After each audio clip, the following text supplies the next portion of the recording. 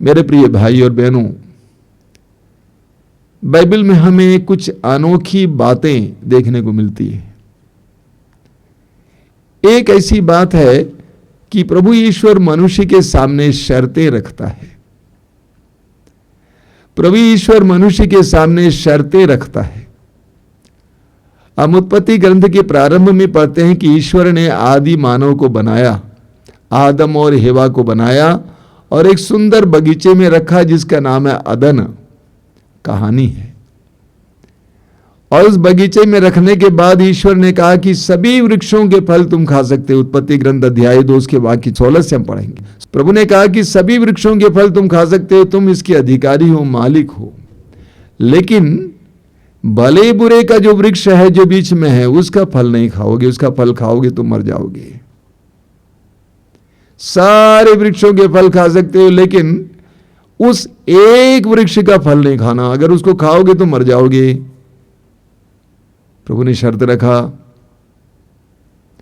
बाद में हम पढ़ेंगे कि शैतान सांप के रूप में वहां पे आता है, दूसरा कुछ कहता है कि इसके फल को खाओगे तुम जीवित रहोगे, तुम्हारी आंखें खुल जाएंगी, तुम ईश्वर के बराबर हो जाओगे।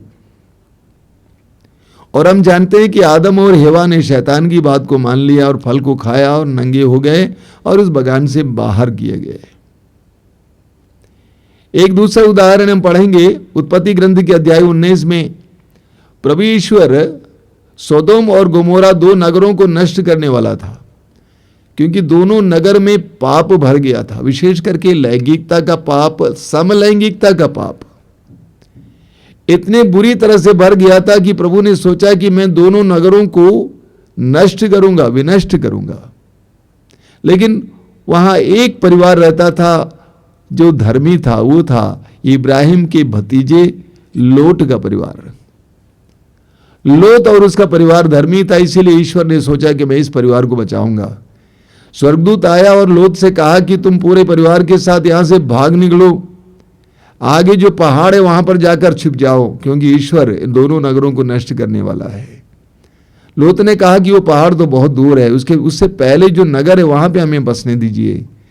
स्वर्गदूत ने कहा ठीक है, दौड़ना, भागना, लेकिन कोई मुड़कर नहीं देखेगा।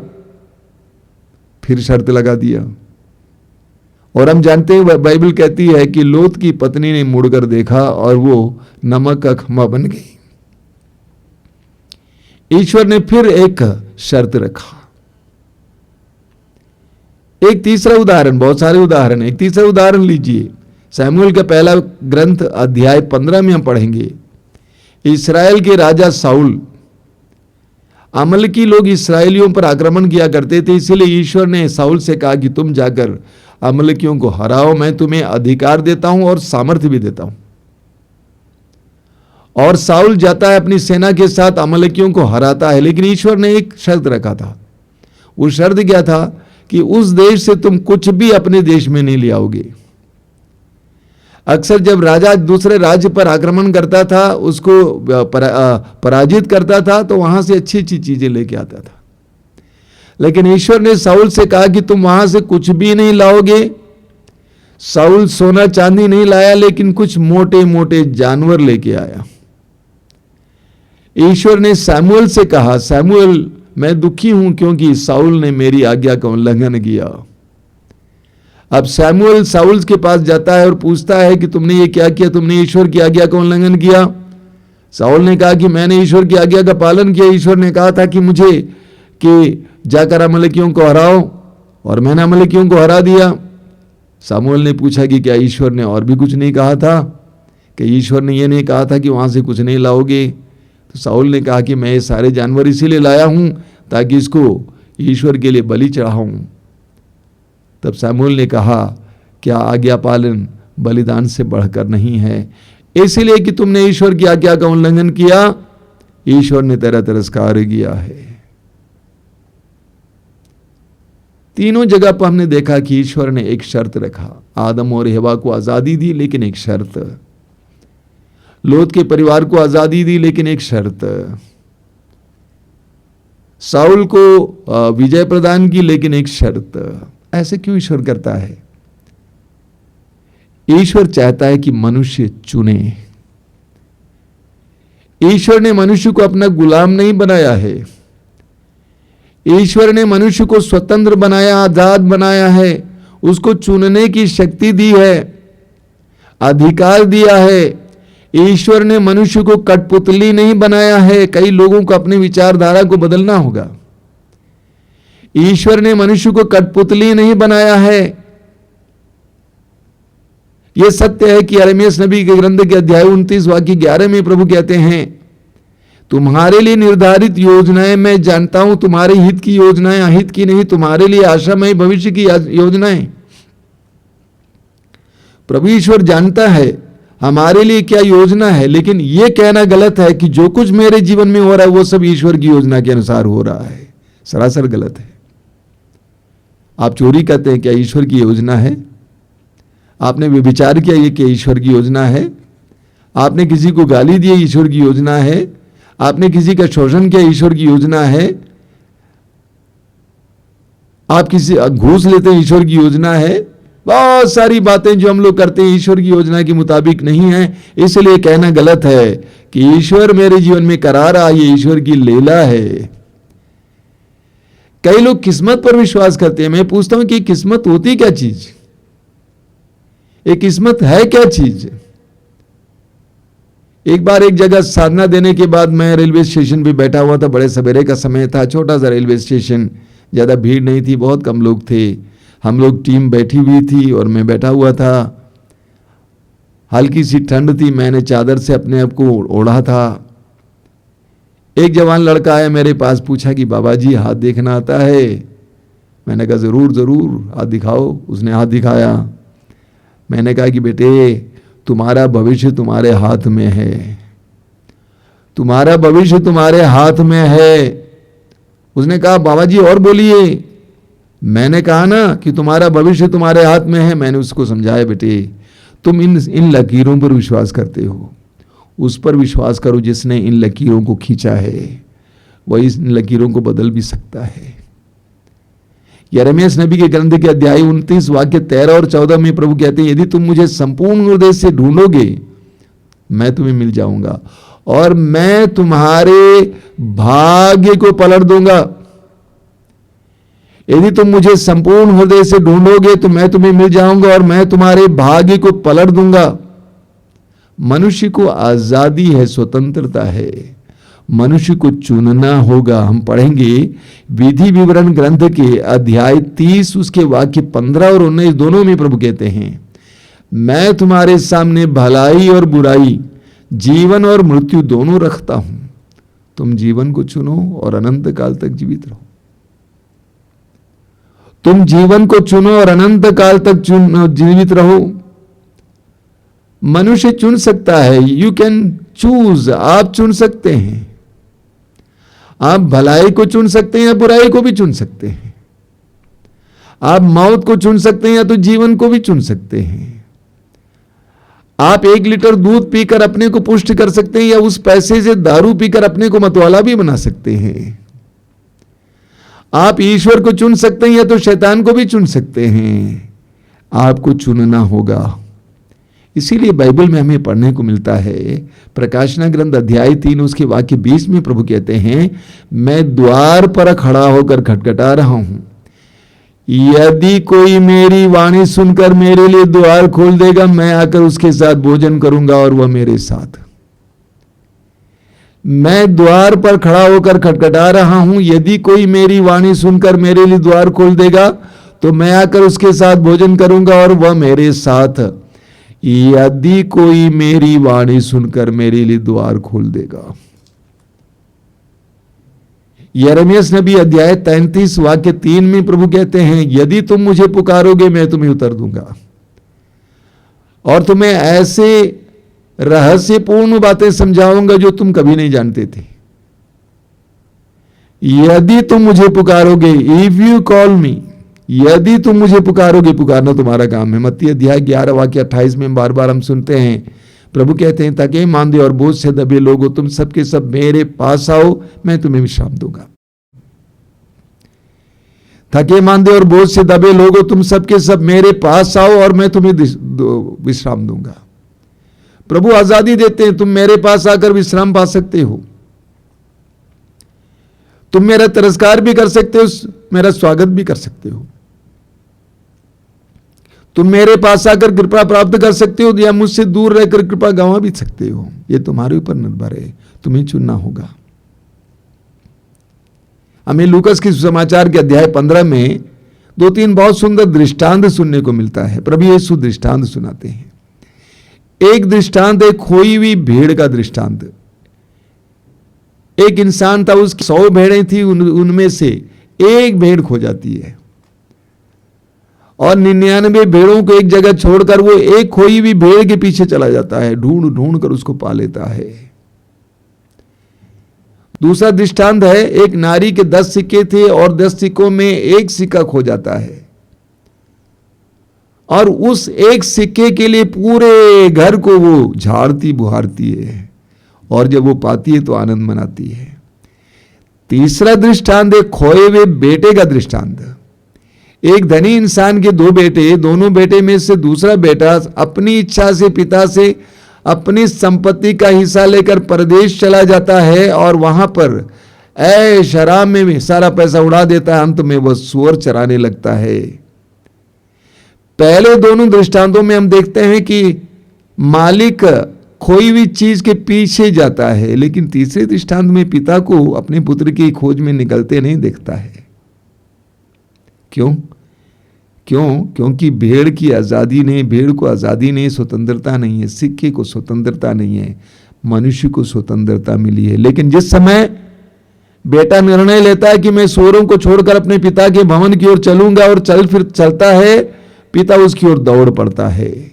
ईश्वर ने मनुष्य को आजाद बनाया, स्वतंत्र बनाया। मनुष्य को चुनना होगा, आप और मुझे चुनना होगा। आप और मेरे चुनाव के अनुसार हमारा भविष्य होता है। आप और मैं क्या चुनते हैं इसके ऊपर हमारा भविष्य होता है। दिल्ली से एक परिवार आया था, पहली बार आए हैं यहाँ पे। ये बताने के लिए आए हैं कि उनके जीवन में पिछले 2 वर्षों में प्रभु ने कितनी कृपाएं दी हैं।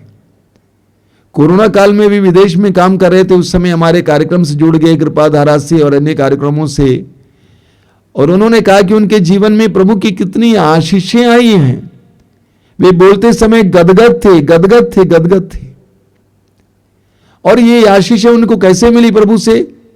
जब उन्होंने निर्णय लिया कि हम ये कार्यक्रम अटेंड करेंगे, इस कार्यक्रम में सहभागी होंगे, जबकि उसी मोबाइल में और भी बहुत सारी चीजें उपलब्ध थी, बहुत सारी मूवीज थे, बहुत सारी चीजें थी, उसको भी देख सकते थे।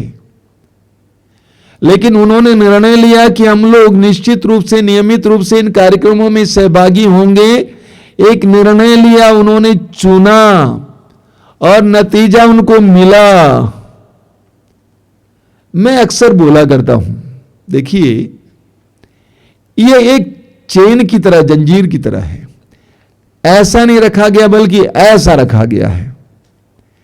जब एक चेन इस तरह रखी जाती है तो आपको सिर्फ एक कड़ी दिखाई देती है। आप उस कड़ी को पकड़ लेंगे, एक बहुत लंबी चेन आपको मिल जाएगी, न जाने क्या क्या चीजें उसमें लगी हूं। आप किसी भी कड़ी को चुन सकते हैं, आपके चुनने के ऊपर निर्भर है। आपके प्रतिदिन के जीवन में आपको कई प्रकार के चुनाव करना पड़ता है। आप क्या चुनते हैं? What do you choose? आप लड़ भी सकते हैं, गलत बात भी बोल सकते हैं, गाली भी दे सकते हैं और जिंदगी भर पछता भी सकते हैं, या भला काम कर सकते हैं, प्रभु के मार्ग पर चलना सीख सकते हैं। आप जिस कड़ी को पकड़ते हैं उसके ऊपर निर्भर है आपका भविष्य कैसा है। तो आप और मुझे चुनना होगा। मत्ती के सुसमाचार के अध्याय 6 वाक्य 21 में प्रभु यीशु कहते हैं, तुम 2 मालिकों की सेवा नहीं कर सकते। तुम 2 मालिकों की सेवा नहीं कर सकते, तुम्हें चुनना होगा। तुम धन और ईश्वर दोनों की सेवा नहीं कर सकते। तुम धन और ईश्वर दोनों की सेवा नहीं कर सकते, तुमको चुनना होगा। तुम किसको मालिक बनाना चाहते हो? संत फ्रांसिस असीसी को, जो एक दबंग युवक था, एक बहुत बड़े वस्त्र व्यापारी की, धनी वस्त्र व्यापारी का एकमात्र बेटा, बड़ा दमंग था, आज की भाषा में कहा जाए गुंडा माफिया टाइप का लड़का। जब वो गिरा हुआ था, पड़ा हुआ था, बीमार था, उस समय प्रभु ने उसको दर्शन दिया और पूछा कि तुम किसकी सेवा करना चाहते हो, मालिक की या मनुष्य की? उसने कहा मैं तो मालिक की सेवा करना चाहता हूं। प्रभु ने कहा मालिक तो मैं हूं, मालिक तो मैं हूं। उस समय उसको बोध मिला, ज्ञान मिला, और उस समय से उस सांसारिक चीजों को छोड़ने लगा। मनुष्य को चुनना होगा। आप क्या चुनते हैं इसके ऊपर निर्भर है आपका भविष्य। एक एक बात को उठाइएगा, एक एक बात में आपको चुनना होगा, इस मार्ग से जाऊं या इस मार्ग से जाऊं, इससे बात करूं या इससे बात करूं, इसकी संगति लूं या इसकी संगति लूं, ये भाषा बोलूं या वो भाषा बोलूं, ये शब्द बोलूं या दूसरे शब्द बोलूं। हमें चुनना होता है। लूकास के समाचार के अध्याय 18 में हम पढ़ते हैं, एक धनी इंसान यीशु के पास आता है, बड़ी नम्रता के साथ आता है, उत्साह के साथ आता है, और यीशु के चरणों पे गिरता है और पूछता है, भले गुरु, अनंत जीवन पाने के लिए मुझे क्या करना चाहिए? अनंत जीवन पाने के लिए मुझे क्या करना चाहिए? प्रभु ने कहा नियमों का पालन करो। उसने कहा कि ये तो मैं करते आया हूं, मुझमें क्या कमी है? प्रभु ने उसको स्थिर दृष्टि से देखा और प्रभु ने जान लिया कि इसके अंदर धन के प्रति बहुत ज्यादा लगाव है। इसीलिए प्रभु ने कहा कि तुम जाकर अपनी संपत्ति को बेच डालो और गरीबों में बांट दो और आकर मेरा अनुसरण करो, तब तुम्हें अनंत जीवन मिलेगा। लूकास लिखते हैं, वो धनी व्यक्ति बहुत उदास होकर चला गया क्योंकि वह बहुत धनी था। उसने अपने में कहा कि मैं इस धन को छोड़ नहीं सकता, मैं ईश्वर को और अनंत जीवन को चुन नहीं सकता। उसने धन को चुना, इसीलिए वो दुखी होकर चला गया, उदास होकर चला गया। हम क्या चुनते हैं इसके ऊपर हमारा जीवन निर्भर है। अगले अध्याय लूकास अध्याय 19 में हम दूसरे धनी के बारे में पढ़ते हैं जिसका नाम है जक्केउस। प्रभु ने उससे कहा कि मैं तुम्हारे यहां ठहरना चाहता हूं। तो जक्केउस ने क्या किया? जक्केउस ने कहा कि मैं आधी संपत्ति गरीबों में दे देता हूं और जिनको मैंने ठगा है मैं उनको 4 गुना वापस लौटा देता हूं। उसने यीशु को चुना, यीशु के सानिध्य को चुना। अंत में प्रभु यीशु ने इस घर में घोषित किया, आज इस घर में मुक्ति आई है। उस घर में आनंद आया, शांति आई, मुक्ति आई, क्योंकि जक्केउस ने सही व्यक्ति को चुना। हमारा चुनाव हमारे भविष्य को निर्धारित करता है। बारूक के ग्रंथ के अध्याय 3 वाक्य 13 में, बारूक का ग्रंथ अध्याय 3 वाक्य 13 में प्रभु का वचन कहता है, यदि तुम ईश्वर के मार्ग पर चले होते तो तुम सदा के लिए शांति का जीवन जीते। यदि तुम ईश्वर के मार्ग पर चले होते तो तुम सदा के लिए शांति का जीवन जीते, लेकिन तुम ईश्वर के मार्ग पर नहीं चले, तुमने गलत चुना, तुम्हारा चुनाव गलत हुआ। इस्यास नबी के ग्रंथ के अध्याय 48 उसके वाक्य 18 में प्रभु कहते हैं, यदि तुमने मेरी आज्ञाओं का पालन किया होता तो तुम्हारी सुख शांति नदी की तरह उमड़ती रहती। यदि तुमने मेरी आज्ञाओं का पालन किया होता तो तुम्हारी सुख शांति नदी की तरह उमड़ती रहती। हमें सही चुनाव करना है। यूहन्ना के पहले पत्र के अध्याय 2 उसके वाक्य 15 और 16 में यूहन्ना कहते हैं, तुम ना तो संसार से ना संसार की चीजों से प्यार करना। जो संसार से प्यार करता है उसके अंदर पिता का प्यार नहीं है। हमें चुनना होता है, सही चुनाव होना चाहिए। यूहन्ना के सुसमाचार के अध्याय 3 वाक्य 19 में प्रभु यीशु कहते हैं, दंडाज्ञा का कारण यह है कि ज्योति संसार में आई, लेकिन मनुष्यों ने ज्योति की अपेक्षा अंधकार को पसंद किया क्योंकि उनके कर्म बुरे थे। लोगों ने ज्योति को पसंद नहीं किया, स्वीकार नहीं किया, क्योंकि उनके कार्य बुरे थे, कर्म बुरे थे। इसलिए उन्होंने जानबूझकर अंधकार को चुन लिया ताकि वे अपने कार्य को जारी रख सके। हर मनुष्य को चुनना होगा, आप और मुझे चुनना होगा। ये मत सोचिए सब कुछ ईश्वर कराता है, करता है, बिल्कुल नहीं। आप और मुझे चुनना होगा। ईश्वर ने सब कुछ हमें दिया है, ईश्वर ने मुक्तिदाता दिया है, ईश्वर ने वचन दिया है, ईश्वर ने पवित्र आत्मा दिया है। अभी आज हमें चुनना होगा। मैं देखता हूं कि हमारे आश्रम में कितने सैकड़ों सैकड़ों लोग आते हैं और वे ईश्वर से कृपाएं प्राप्त करके जाते हैं। मैं एक भाई को जानता हूं जो आश्रम में चल रही एक साधना में चोरी छिपे भाग लिया था। आश्रम में एक साधना चलती है, आत्माभिषेक साधना, यह हर साल चलती है अगस्त महीने में। वो भाई स्थानीय व्यक्ति थे, चुपचाप भीड़ में बैठ गए थे। वास्तव में यह साधना अधिकतर मसीहियों के लिए है, लेकिन वे चुपचाप बैठ गए थे। पहले दिन, दूसरे दिन, तीसरे दिन, एक एक रोज आते समय उसके मन में प्रभु के वचनों के द्वारा प्रकाश आ रहा था। उन्होंने मुझसे कहा कि स्वामी जी आप विश्वास नहीं करेंगे, मुझे एक तरह की प्रज्ञा प्राप्त हुई, मुझे ज्ञान प्राप्त हुआ और धीरे धीरे रोज वो प्रार्थना में आने लगे। रोज सुबह 9 बजे प्रार्थना में आते हैं। कुछ दिन पहले मैं मिला था कोरोना से पहले और मैंने पूछा कि कैसे हैं। उन्होंने कहा कि आप जानते हैं आज प्रभु मेरे जीवन में क्या कार्य कर रहे हैं।